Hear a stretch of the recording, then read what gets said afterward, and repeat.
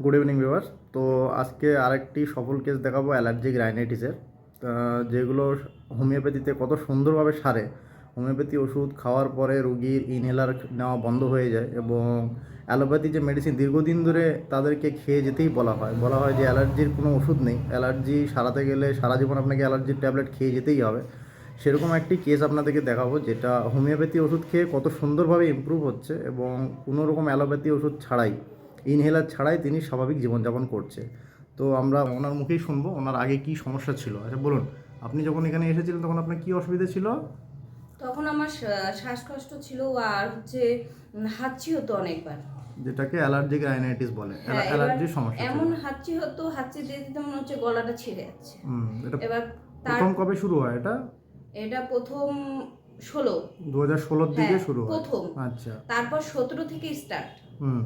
তারপরে তো অনেক ডাক্তার দেখালাম, কিছু হয়নি। তারপরে আপনার খবর পেলাম, আপনার কাছে আসলাম। আসার পর প্রথম মাস একটু ছিল, তারপরে আস্তে আস্তে ঠিক হয়ে গেল। এখন 100%-এর মধ্যে 80%-ই ঠিক। 80% ঠিক হয়ে গেছে। আগে কি অ্যালোপ্যাথি বা বিভিন্ন ধরনের হোমিওপ্যাথি চিকিৎসা অনেক করেছিলেন? হোমিওপ্যাথি করিনি, অ্যালোপ্যাথি অনেক ধরনের চিকিৎসা করেছিলেন।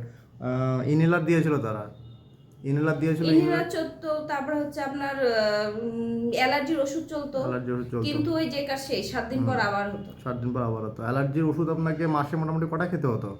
মাসে মনে করেন 30 দিনের মধ্যে 25টাই খেতে হতো। 30 দিনের মধ্যে 25 দিনই আপনাকে অ্যালার্জির ওষুধ খেতে হতো, নাহলে হতো না।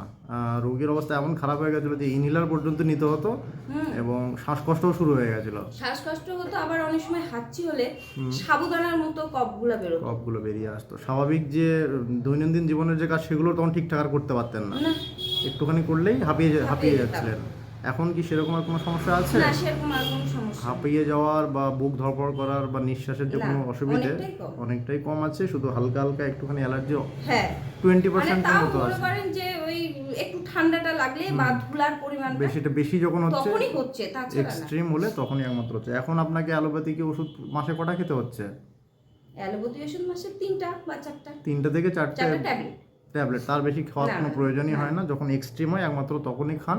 আর ইনহেলার কি এর মধ্যে কখনো টানতে লেগেছে? না, 3 মাস 4 মাস হয়ে গেল।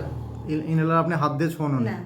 হ্যাঁ, তো কত সুন্দর একটা ইমপ্রুভ হয়েছে রুগী নিজেও খুশি। আপনি স্যাটিসফাইড তো হোমিওপ্যাথি চিকিৎসা করে? হ্যাঁ, ঠিক আছে। আশা করছি আপনি 1-2 মাসের মধ্যে সম্পূর্ণ সুস্থ লাভ করবেন।